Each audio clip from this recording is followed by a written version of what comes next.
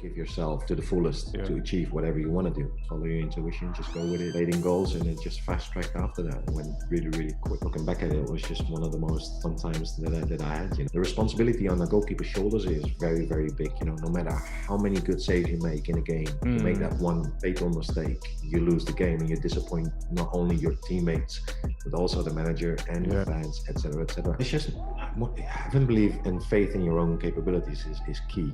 It's your profession, so you train very, very hard on a daily basis just to make sure that on the weekends or at game day that you're capable of performing at your utmost best. Messi and Co at that time, everything just connected. They were just on a different level that day, and then you could see how thin the margins are in professional football. Brendan Rodgers, Roberto Martinez as well. I gotta make the choice and say Brendan Rodgers because of the success that we had. Right, we are live. Welcome everyone. Welcome to another episode of the Coach Gerald Lami podcast. Today I'm joined by someone who has huge experience in the football industry, someone who's played over 300 professional games in the football industry, played with and played against some of the best players in the world. I'm sure we're going to get a huge insight from his personal journey and also the football industry. So without further ado, I would like to introduce Dorus De Vries. Welcome, Dorus. How are you? Thank you for having me on the show, Gerald. And I'm very good. Thank you. Good. No, it's good to hear, especially in the times that we're in at the moment. So it's good that the spirits must be high, staying positive as well. So, how's it been for you during this time? Exactly. Excuse me, sorry, I lost connection there. So how's it been for you and your family during this time of the pandemic? Oh yeah, wow. It's a different world we live in at the moment, isn't it? With COVID around. It was a testing period. To be honest, with the full lockdown going on, moved back home since last year, July. So back home, Holland, for me. After 13 years in the UK. And it was just that period as well where you trying to find your way outside of football. So I picked up a master's degree at the Johan Cruyff Institute. So that actually was something that gave me full focus throughout the year. And of course, COVID, just attacked the whole world really, and it affected so many people in all different kind of ways. And I must say that was a very testing period. The kids at home, homeschooling, it was something that we're all very new to at that time as well. But we managed. We came through it very well, and luckily, slowly we're getting the life back that we really want. Although the recent figures has been shown that the number of infected people have been growing throughout the last couple of weeks, which hopefully we can maintain and stay away from the so we can help the health system and relieve some pressure. Sorry, it was just cutting up a little bit. Don't worry, I'll edit that out anyway. But no worries. No, of course. In terms of sorry, what's this mic? Yeah, in terms of like you said, you've worked on you studied and things like that. You've obviously recently retired not too long ago from football. How's that transition been from you? Like from playing football and then that decision to retire, and how's that been for yourself? I think I've been very, very fortunate in terms of, I had a career for over 20 years in the professional game. I was 38 at the time that I decided to retire at the end of that season. And, without major injuries, but slowly towards the end of my career as well, I felt I was getting a little bit older. The whole body starts to crack down a little bit here and there, whether it was lower back pains or just a knee. It just happens, no matter how well you've maintained, but there's always certain kind of damage within the body anyway. And I felt it was just the right time to finish up. And I must say as well, I look back and I thoroughly enjoyed my whole career. with many ups, many downs, successes, but then many failures as well. So I can look back over the course of over 2 decades and say, what, I've much enjoyed it, very much enjoyed it, and it was just time to stop playing and slowly integrate within the world outside of football. So the education to educate myself as well within the sports industry, and hence I took up the master in sport management at the Johan Cruyff Institute. It gave me new insights within the world of sports as well, just not only football but sports in general. And I felt that gave me good focus as well outside of football. And so that was very, very good to do the last year, and also to adjust to life back home again. I've been abroad for 13 years, bringing back the family and the missus, the kids, and just enjoy being with the family again, to have them close around, which is very enjoyable. Yeah, I can imagine, especially as a footballer, there's a lot of traveling that you're doing, and, there's a lot of time that you're away from family. So I'm sure, obviously, during the pandemic, and even if you was retired without the pandemic, you would have had a good chance, to spend some time with them. But in terms of like your last couple of years of retirement, before you started retiring, what preparations did you have in mind? Like, did you have in mind that you was going to do studying, or was there any advice that you got from anybody that's been in the same position as yourself? Yeah, that's a good question. No, not really. I was just searching because I was always kind of interested in terms of, how was life going to be after football. Especially the last couple of years of my career, I started thinking more and more, what kind of role do I see myself in at the moment that I will retire. There's many possibilities outside the world of football as well, but within the industry in itself as well, there's many opportunities, whether it's coaching, goalkeeper coaching, becoming a manager, technical director, you name it, commercial department, broadcasting. There's many possibilities within the industry itself.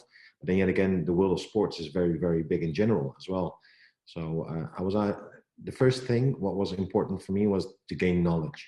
And of course, the experiences that I've gained as a player and being involved at many different clubs at different levels gave me a lot of insights, how clubs are being run, how clubs function, etc., etc. But then yet again, the whole theoretical approach as well is how do you set up the management within a team or the commercial department, etc., etc. That's something that I was very, very much interested in, and I started looking, especially in the last year of my professional playing career. I started looking more into what kind of study could give me those insights, and at the time, the Johan Cruyff Institute gave me a possibility of doing the master in sport management. I felt that was a great way of also not just stop playing and keep on searching in terms of what you want to do, but then yet again give yourself the possibilities and gain knowledge, gain new insights. And I must say I enjoyed that last year, the educational year. I enjoyed it very much. Do you miss playing? No, I don't miss playing.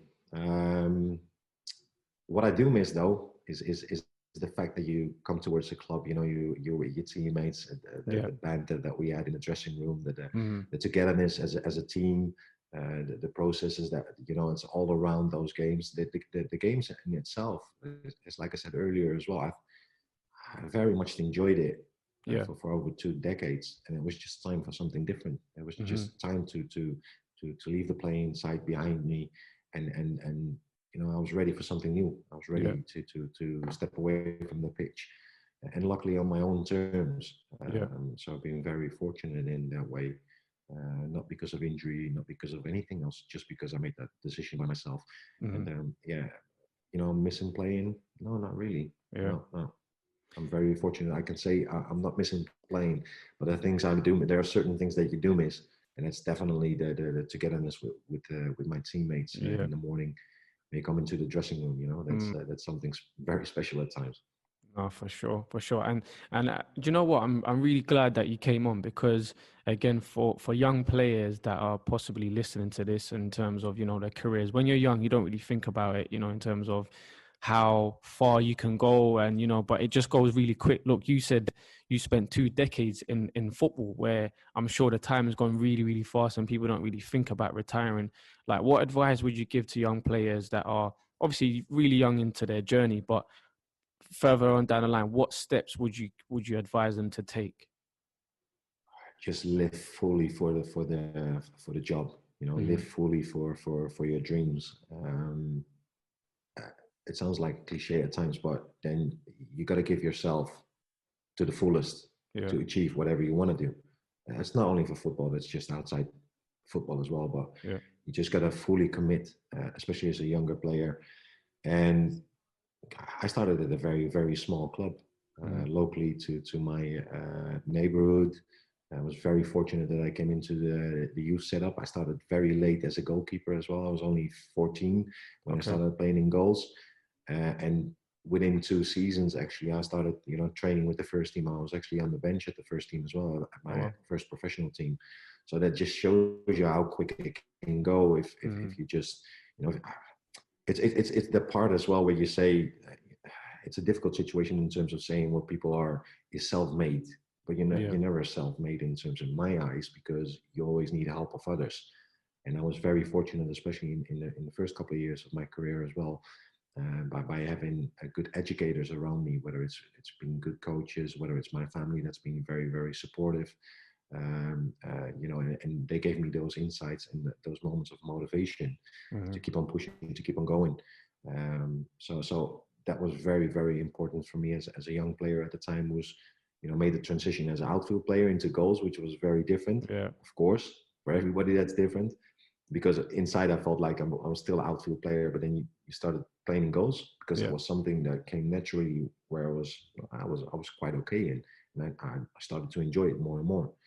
And then you start to get closer to that professional game, and that's where your mindset has to go. I'm going fully for it. I'm fully committed in terms of I want to achieve my goals and become a Mm-hmm. professional football player. Mm-hmm. Mm-hmm. That's interesting. And to touch on it, obviously you spoke about how your journey got a little bit about your journey, how you started, but take us back to where it all started for you, like your childhood. What what attributes or what experiences have you taken from your childhood? Because I'm a firm believer of you know, your childhood has a big impact in terms of your adulthood, and certain experiences and things that you've learned maybe from parents or your environment, or you might bring them to your adulthood. What experiences would you say? And also just paint us a picture of where you grew up and things like that. Well, the thing I grew up I had a fantastic childhood. Yeah. My parents supported me no matter what way, whatever I wanted to do in terms of sports. Hmm. It was you do it. Name it football, because at the time football was played by my uncles, my father, and my grandpa. They always used to play some football, but whether it was going to be judo, they will always support me.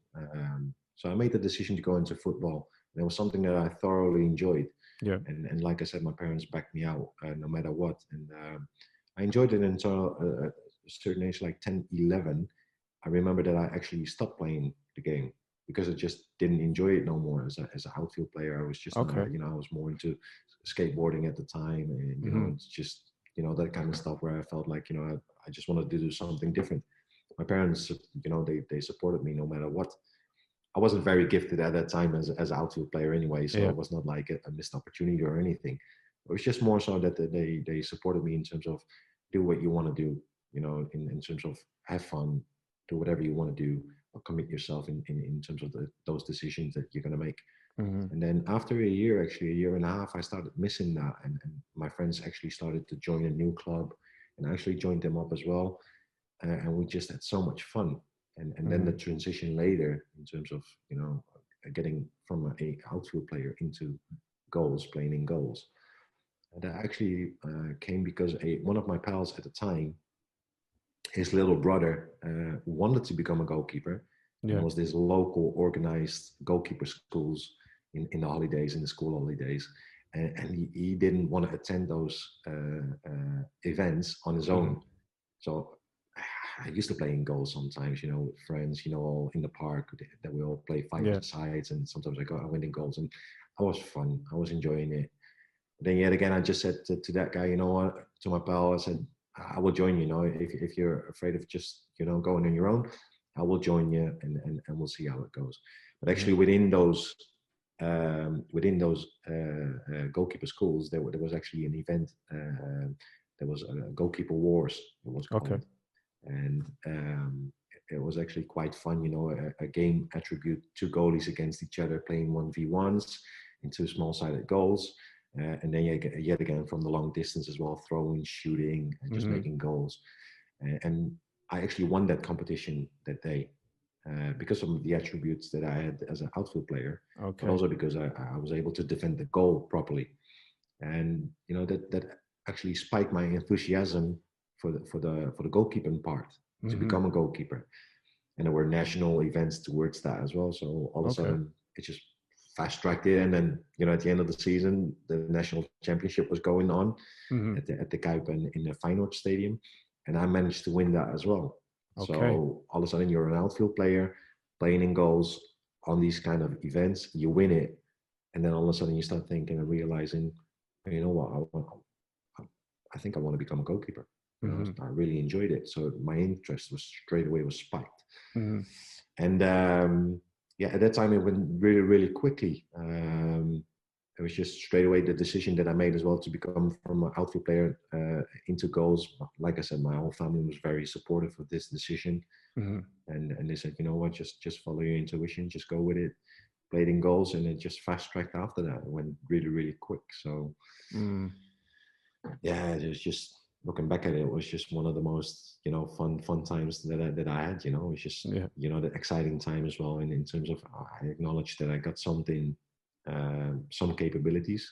I acknowledged at the time as well there was a possibility of probably, despite the journey being very, very long for, even when you're 14, 15 years old, I've seen many of those players as well who've been in setups at professional teams.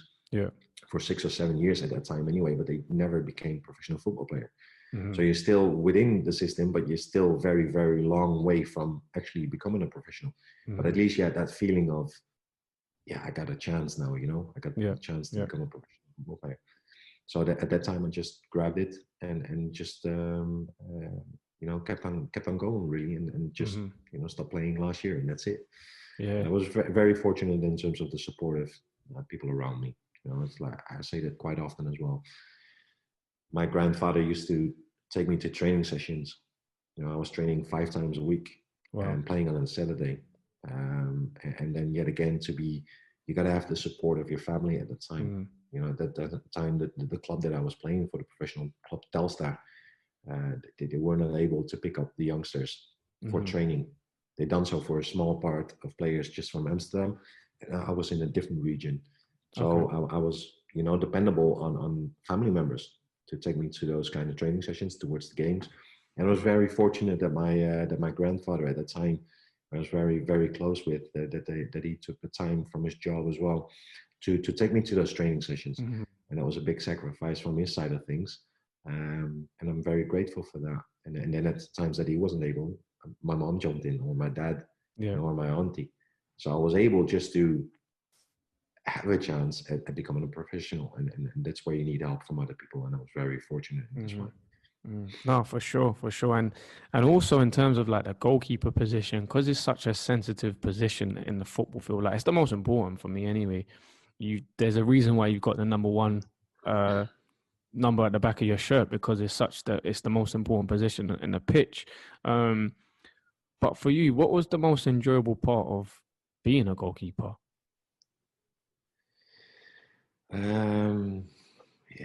a good question. Tough question though. The most enjoyable was that for me, because I used to be an outfield player, and I made that transition towards the goal. And this was at the time as well when the pass back, you couldn't catch it no more. So it was all of a sudden, it was a rule that actually was in my favor. So I could play a little bit from the back and still be that kind of outfield player that you always wanted to be in the first place. But so that transition into goals wasn't even that hard at the time. But for me, the most enjoyable to be a goalkeeper was if you make that important save, that you're there. The responsibility on the goalkeeper's shoulders is very, very big. No matter how many good saves you make in a game, you make that one fatal mistake, then you lose the game and you disappoint not only your teammates but also the manager and the fans, etc., etc. And that's why the goalkeepers bear such big responsibilities that you just don't want to be, the guy responsible for a negative ending. So you just want to do everything within your capabilities of helping your teammates out and be there whenever they make a mistake. And so you could show that, I got your back. I'm there for you, no matter what. And I think that was the part that was the most enjoyable as a goalkeeper, to be able to help your teammates in front of you out whenever they needed your help. And you're that last line of defense, really. So I think that's the most enjoyable part of in becoming a goalkeeper. Yeah, nice. It's tough, man. It's tough because, again, like you said, you can make incredible saves in a game, but you make one mistake and the ball goes in the back of the net, and it's like you're the worst player in the world. I mean, we've seen now with Kepa the other day that he made a mistake against Liverpool. It's not like he done it on purpose. He was trying to distribute the ball. I know it wasn't the best, but he made the mistake, and it's like you're the worst goalkeeper in the world now. Like, for you, when you've made a mistake and you've got like 40,000 in the stadium just staring down at you, what's that feeling like, or that pressure of, just that's because I can only imagine. I don't want to have that feeling. Do you know what I mean? How is it for you, like, to handle that sort of pressure? Well, it's just having belief and faith in your own capabilities is key. You train very, very hard. It's your profession, so you train very, very hard on a daily basis just to make sure that on the weekends or at game day that you're capable of performing at your utmost best. And have that self-belief is of major importance.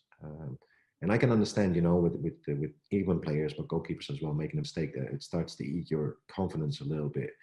Just maybe you feel like you need to do more and make that worldy save. And sometimes you're just not in a position to make a worldy save as a goalkeeper. You just can't take every single shot and make it into a great save.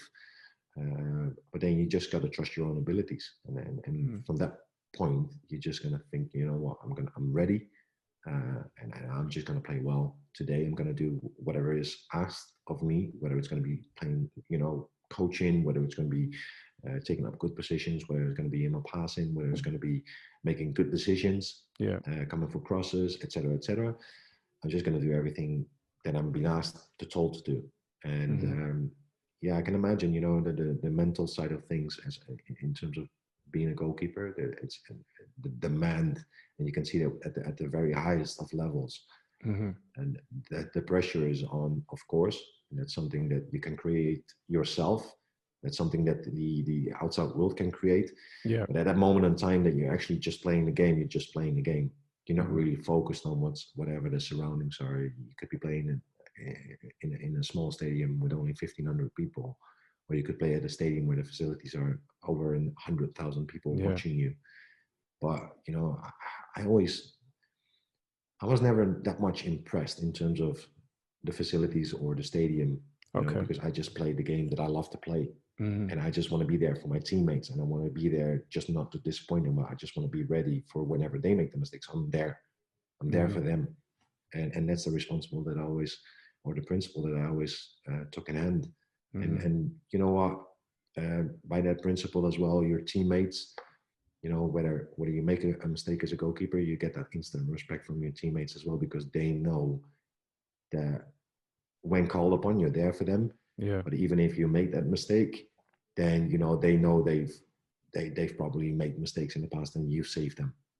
So there's always that instant respect. But nowadays, I can imagine as well, you could talk about the world's best goalkeepers as well, and you just mentioned keeper. But David De Gea as well as at a period where it's very, very difficult. But then a couple of seasons ago, he was probably the number one in the world. How how quick it can go from there to there is just, crazy. And of course, there's a lot of outside pressure, whether it's the media, fans, and everybody in the whole world at this moment want instant satisfaction, and you want instant results, and it just takes a while sometimes, and sometimes you just keep that little bit of faith in people. But the goalkeeper position is a specific one, and indeed, like you said earlier as well, you can make 1,000 saves. If you make that last mistake and you lose the game, you lose the game. And it's all on you because you let it down. But then yet again, you got to pick yourself up and look forward to the next game. Yeah. No, for sure. As a goalkeeper. Yeah, it is. And how does it affect you off the pitch as well, in terms of like going at home for you yourself? Like, do you kind of distance yourself from the game and family time? How do you kind of handle that pressure? Yeah, that was very, very difficult at times, because I always make that. I always say that people say, back home as well, to my friends, and they say, you only train like 2 hours, 2.5 hours, 3 hours a day. So it's actually 24/7. You're always switched on. So the amount of physical time that you put in it might be just the 2 hours, but then the other 22 hours in a day, you either recover from that training session, trying to eat up well, trying to do the mental side of things as well, visualization, or you're just taking care that you sleep well, etc., etc. So you're ready for the next day, and so it's all integrated. At least in my career, it was always. And I always look back and I feel like I started to become a real professional player when I played abroad. Okay. That was the first time that I actually felt like, I'm away from my family, I'm away from my close friends. So what are you going to do? You're going to invest more time into your self-development. And actually that helped me as well. So my move abroad kind of helped me establish myself as where I felt like, the previous years, did I do everything possible? I thought so. Yeah. But then moving abroad, I just realized, I can do still so much more with my time. And I think that was actually a positive new development at that time for me. No, it's interesting because you touched on a few things there as well, in terms of like training, because the goalkeepers have it's the goalkeeper union. The goalkeeper, obviously now there's a lot of training that's they integrate goalkeepers because of playing out from the back and things like that. But then it's like goalkeepers have their own world, they have their own training sessions, and it's completely different to like outfield players. Talk to me about, in that environment, and being like the number one goalkeeper and being the number two goalkeeper and then number three goalkeeper, like, how is the rivalry there? Because as much as you guys are together, you want to go for that number one shirt. How's the dynamic? Yeah. I'm sure it's different from, from place to place or goalkeeper to goalkeeper, but from your experience. From my experience, it was just throughout my career as well. I always like to have respect within the goalkeeper union. If the other goalie is the other goalie, of course, we just want to fight for that number one position. So the rivalry is there for sure, because you just want to be playing no matter what. So you want to be in goals, and there's only one way in showing that is just making sure that in training you're the best possible. And then if you got the preseason coming, you just got to make sure that within those games you got to do what's been asked of you to do. Just simple as that. And for me, the games outside of the psychology games within the training pitches, I was never into that. I was just focused on myself. Always focused on myself. I never looked at the other goalies and say, I got to be better than you. I got to be constantly thinking about that. No, I focused on myself in terms of my self-development on the pitch. And if I was doing my stuff properly and invested the time that I was able to invest in myself and making gains on the pitch, then I've done everything possible within my own capabilities, and say, the manager, the gaffer at that time has to pick me as a number one. And that choice is up to him. That's outside of mine own. That's I don't have any influence over the choices that somebody else makes. So I got to be in the top shape of my life, no matter what. And that's how I always approached it. And fortunate throughout my career as well, I always had a great bond with my other goalkeepers, and at times as well where my periods at various clubs have been at Swansea, for example, as well. That I had, the goalies that weren't playing, but they were younger at the time. They were still making steps, and I kind of liked this situation as well, where I felt like I was, the manager fully trusted me in terms of you're my number one goalie.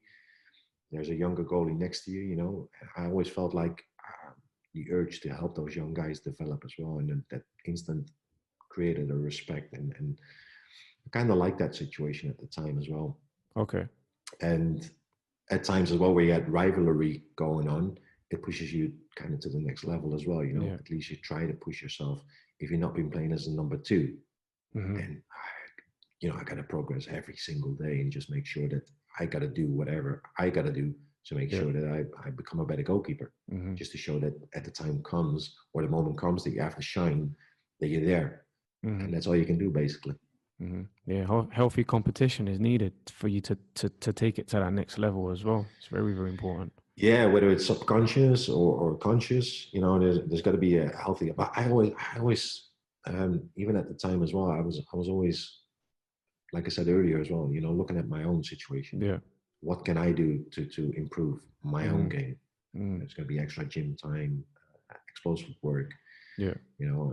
Whatever. Just you can name 1,000 things. But what can I focus on to become a better goalkeeper? And that's how I always approached it. And then sometimes you look in the league as well and say, you know what, that goalkeeper is being hyped up. Okay, let's show that I want to be that guy, at times. And you always find certain motivations. Yeah. No matter what direction they come from, I always started to look for those motivations and say, just keep on going, keep on pushing, keep on pushing. And of course, there were days as well that you felt like, oh man, it's just, it's not going well. It's part of the journey. Whatever, just as part of the journey, it's just part of the life in general. And you just got to keep on pushing, really, keep on going. No, for sure. And something I don't want to go past what you said a bit earlier on in terms of visualization, because I'm a huge believer of that in terms of visualization, and I hear a lot of people talking about it. But for me, it's like visualizing and actually putting things into action, because you can visualize as much as you want, but if you're not putting things into action, then it's not going to happen. Like, what about visualization? About visualization, like what does that entail for you? Like what sort of things did you do? So for me, especially in the beginning of my career as well, I had a meeting at Out of Den Haag. Okay. I just signed up there, and we had a mental coach at the time. Okay. We was just, it was still something very early in the game where a lot of people, it's just mental coaching. What's that? And I went into the conversation. And this gentleman actually said to me, the visualization part is just, what kind of situations would you like to improve on? For example, crosses coming for a corner kick. So you visualize, what is going to be my position when a player is standing in this position to take up the corner. So you visualize yourself standing in that position, and then the ball flight is coming in. So what are they going to be the next steps? So you visualize the whole process in terms of, what are you going to do? And that for me was the visualization, that process. I had in my image constantly. What is the process? What's going to happen?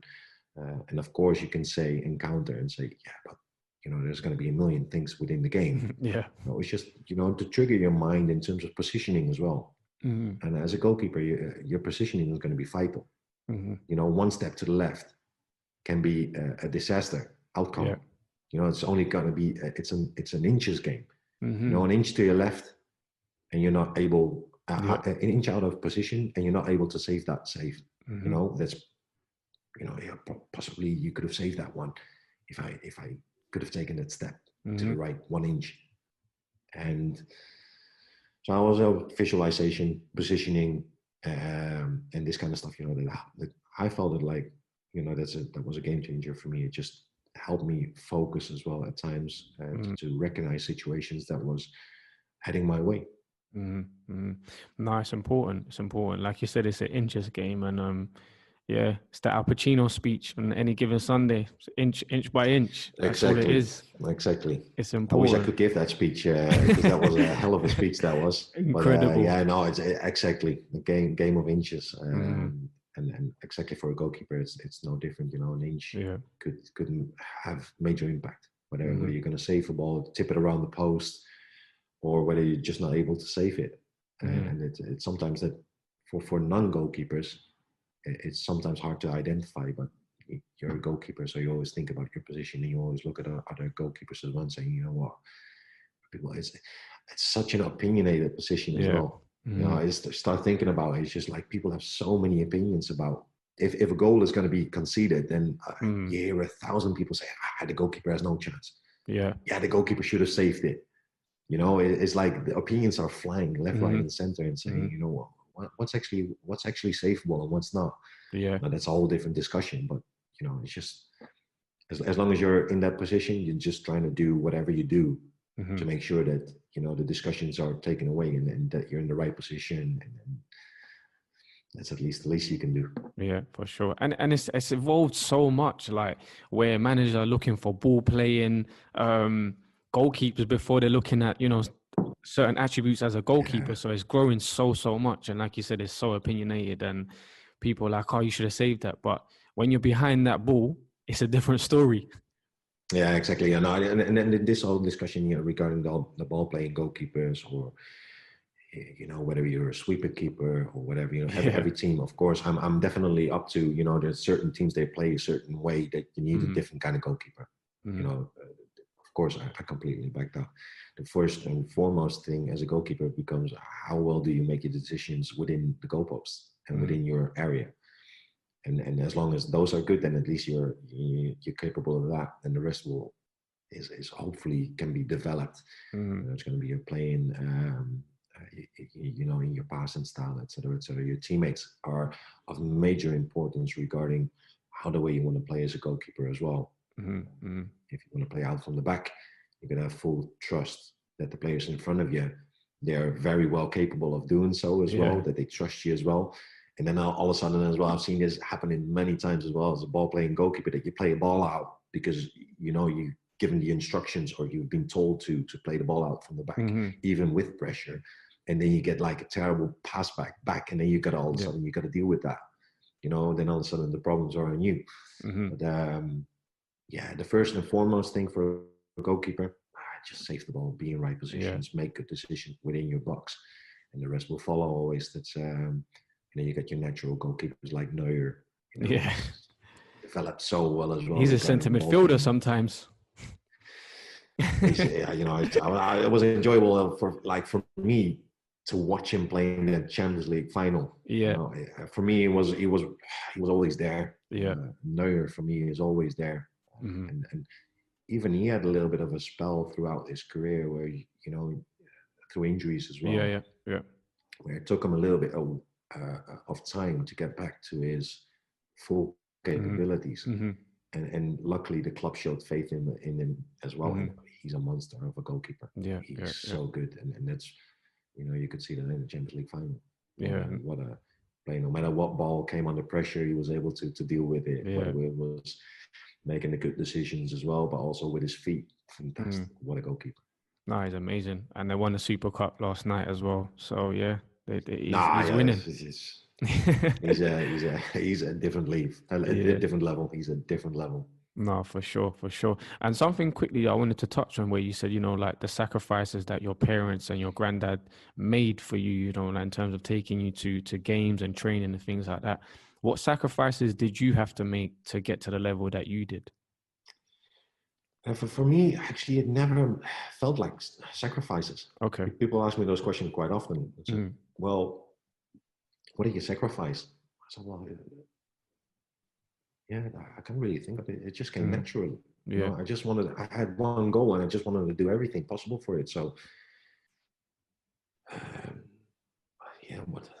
it's a hard one, Yeah, I'm like that as well. It's a good question, though. It's a very good question. You know, it's like you start thinking about yourself and saying, you know, what did I sacrifice? Well, you know, I thoroughly enjoyed whatever I did at the time. You know, I had a fantastic time when I was younger. I was able to play with my friends whenever I wanted to.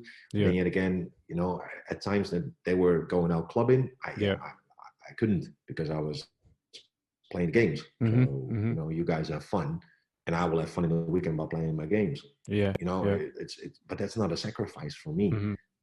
Was it sacrifice in terms of, you know, yeah, holiday time or whatever. Yeah. Now for me, none. Was it Christmas time where a lot of people back home asked me regarding the Boxing Day games. Mm-hmm. And the Boxing Game days Yeah. were, so, yeah, but it's Christmas, you know, you have to travel to the hotel and, Yeah. you know, you have to eat pasta in the morning.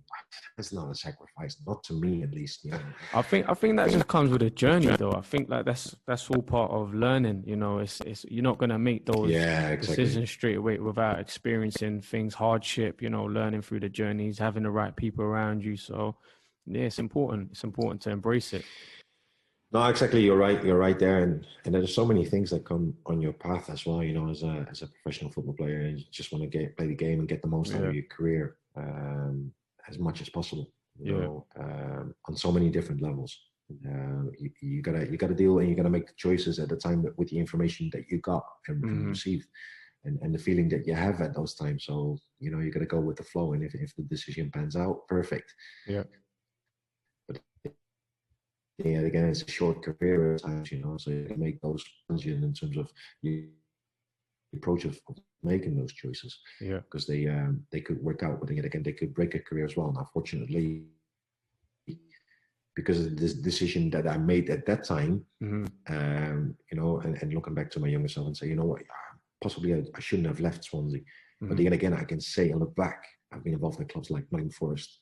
Yeah. You know, it's a great club. I so much enjoyed my time there, living circumstances, but the club in itself as well. The people that I worked with at the time they were a joy.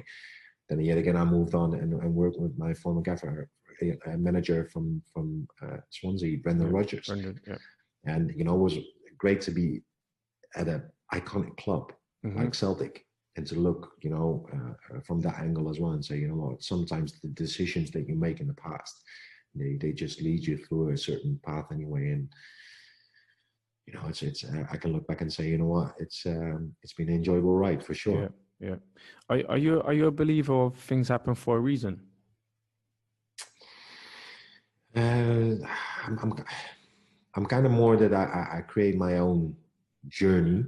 Okay. In terms of, you know, the decisions that you make can have a certain effect and cause. And I felt like, you know, with the decisions that I made, and you know, I still, for example, you know, I left Swansea and I went to Wolves, and it didn't really pan out that way, you know, at that time of my career. And then I had the opportunity to join at Forest, and then at the time there was a very young goalkeeper, promising goalkeeper, and he done very, very well. So I wasn't really active within the first team. And yet again, when he left, I started playing, and because I always felt like within my own, you know, coming back to what I said earlier as well, it's just, you know, stick believing in your own abilities. And I was 34 at the time, mostly running towards the end of my career, or at least the last part of my career. But I still felt that urge to improve and to show that I'm still capable of becoming a number one and play well. And at that time, you know, to play at Forest, the decisions that we made in the past, all of a sudden you're playing for a lovely club again, and you don't really think about the past anymore. And then you kick on, and then all of a sudden Celtic comes along, and then, you know, this is a once in a lifetime opportunity, especially towards that phase in my career. So I don't know whether it was meant to be, or whether the choices, you know, it's a difficult one. It's a very difficult one. No, it's hard. Like I said earlier as well, you make the decision with the information and the feelings that you got at those periods of time. And then you got to fully commit to those decisions as well. There's no time to look back, unfortunately. Yeah, after I finished.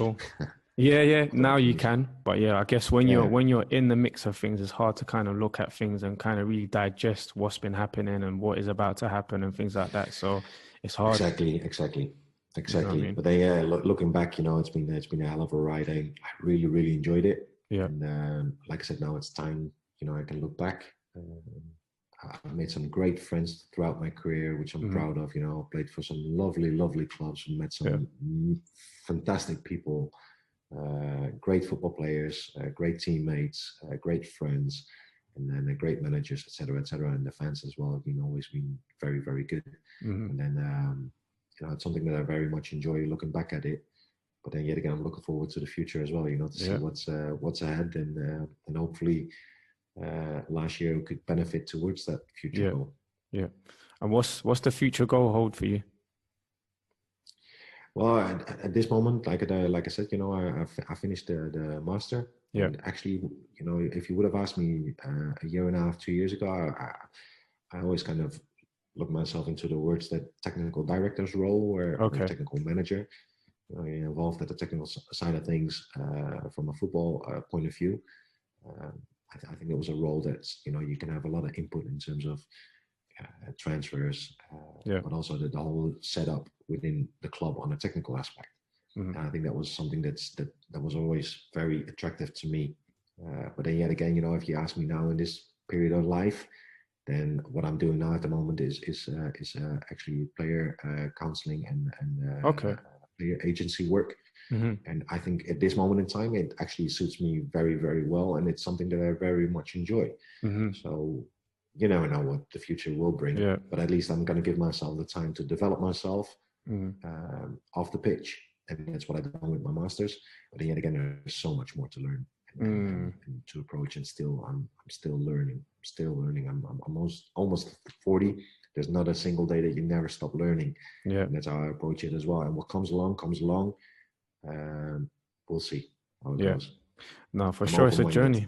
No, that's important. That's very, very important. I remember when I stopped playing, and for me, it was like, what am I going to do next? So I done the agency work. I done the within that, like you said, it's player counseling, because you have to deal with a lot of things off the pitch, and it's like you have to learn how to manage these players, and there's a lot of skills that you can learn from that. Scouting, I did the scouting role, and it was like these little journeys that you kind of go along will build onto your foundation, and then eventually you're going to open up to wherever you're going to go to. And this is another reason why I did want to open up the podcast, because again, a lot of youngsters look at football and it's like, it's only playing, I can only play, but there's so much things within the football departments and, different avenues that you can go into. And like yourself, it's a prime example of, you've done your masters, you're doing a player representation and counseling and things like that. And it's like, it's not the end goal for you. You're still learning. Like you said, you're touching 40 and you're still learning till this day. So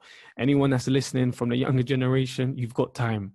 Yeah, you've got plenty of time to learn and grow. Plenty of time to discover yourself, and you gotta graft for it. You gotta make sure that those goals are gonna be in your reach. If you want to reach something, you gotta educate yourself. Whether it's homeschooling from your network as well is very, very important. Like I said earlier as well, I've been very fortunate in terms of the people that I've met throughout my career. Have been very influential on me as a person, which I've always felt like is very, very important. I'm a football player, but I'm also the non-football player. I'm also the family guy back home, etc., etc. And that's very, very important. And then to reach those goals, you got to work for it. It's as simple as that. You're just going to make sure that, even for example, for you as well, if you want to do something in terms of the podcast, you made that step and said, I'm going to do a show. I'm just going to do it out there and go with the flow, and then it just develops into something else. And I think that's fantastic. As human beings, as persons, at least I want to discover what's next. I just want to give myself at least a chance of succeeding what I want to do next, and it's to make sure that I'm prepared. And I'm sure you will. I'm very confident. Again, just speaking with you and understanding your mindset and things like that, I'm pretty sure you're going to get to that next level and make an impact on a younger generation coming through the game, and which you already are at the moment. So, and again, but before we finish, Dorus, I want to do a quick fire round question with you. It'll be a little bit more lighthearted. Lighthearted. Here it comes. Shoot away. First one. Best player that you've played with? The best player I've played with? Yeah.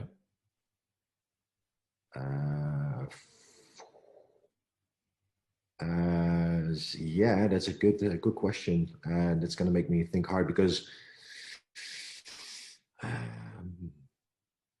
I'm just going to say, because this guy, I've got a special place for him in my heart as well. And I felt like, because of injuries, that prohibited him from reaching his full potential. But he was a special player at the time that he came to Swansea at the time. That was Ferry Bodde.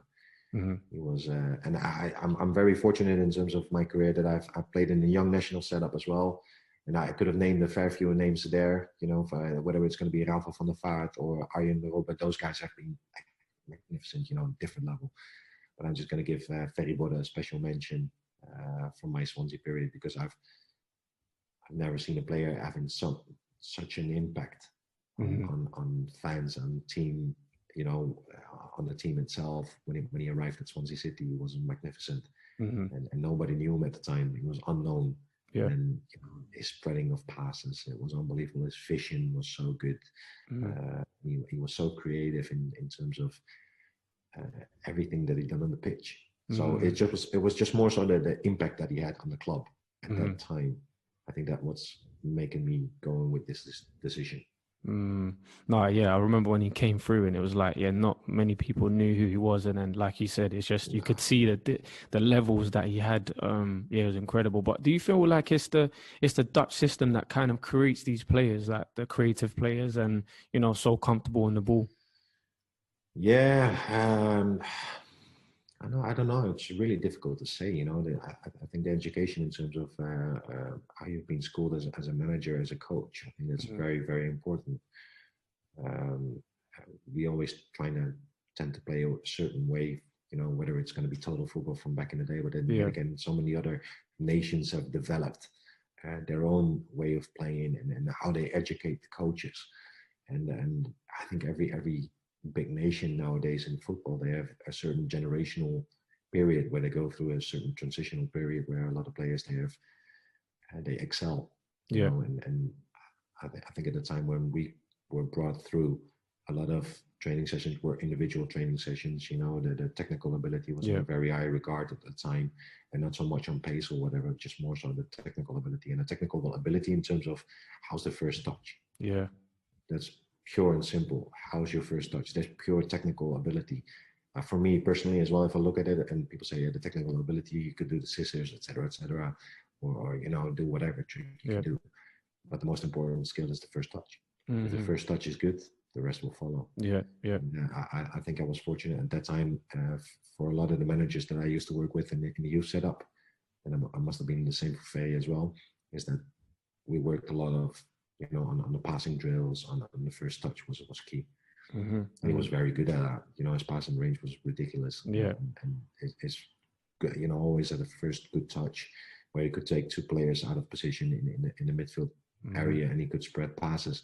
It's just unfortunate within his career, he just, he torn a ligament, a cruciate ligament, and that cut his career short. But I'm pretty sure he was a very good Premier League quality player. And if it wasn't because of the injuries, he probably would have played there for many years. No, for sure. Next one, best player that you've played against. I'm sure you played a couple. Yeah, wow. Yeah, no, that's simple. That's unfortunately Messi. Oh, yeah. That guy, yeah.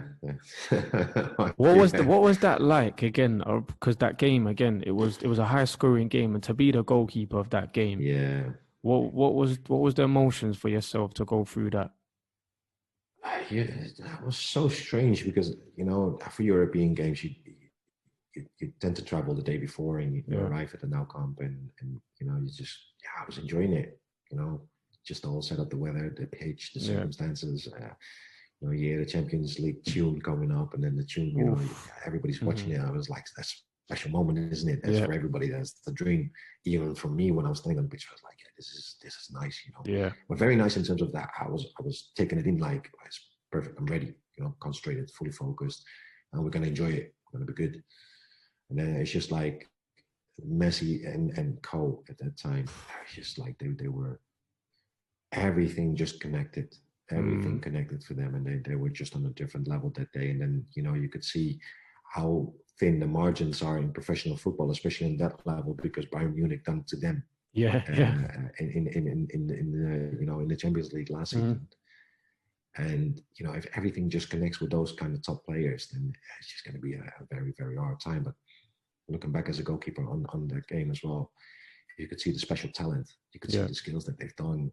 And coming back to the technical ability, and their first touches were amazing. With their first touch, they're taking 2 or 3 plays out of the game. or even their smart runs. You know, they're taking 2 or 3 players out of the game, and their positional play was outstanding. So in the end, you got no chance. Yeah. Unfortunately, he just because in past results, you know, certain clubs have done really, really well. Celtic had some results there in years before that at Nottingham. Yeah. But again, this game was a whole different level. You know, Messi and Co. They were. Full rhythm. The thing was that the weekend before that as well, they weren't even playing and they got beat 1-0. And I felt like they were just after the game. I could feel they really wanted to put the record straight. You know? So unfortunately, it was against us, and it's not fun as a goalkeeper. I can tell you that. That's not fun as a goalkeeper. You know, it's what can you do sometimes? What can you do? Part of the journey again, people. It's all part of the journey. Character building. Part of the journey, exactly. But that was a hell of an experience in terms of, you know, the whole build up towards such a game, the environment. It's so nice. You know, you got to enjoy those moments as well as like as a professional player. I know for the outmost best players, those opportunities they come more often. But then if you're just circling around the area where the majority of players are, you know, you got to enjoy those moments in terms of, you know, whether it's going to be finals, cup finals, etc. Whatever opportunity comes along, you just got to enjoy it as well. Enjoy the ride. Yeah, for sure. Next one, best manager you've worked with. I think I know who this is, but yeah. Yeah, it's a tough call really between 2 managers for me. But I feel like Brendan Rodgers. This was the one that you had in mind. We had a special connection. You know, we had some great success as well. And I wanted to mention as well Roberto Martinez, because at the time when I came at Swansea, he just made that transition for the club in itself. And he created with a lot of people within the club a 5-year plan of you know, getting that club up to Premier League level and standards.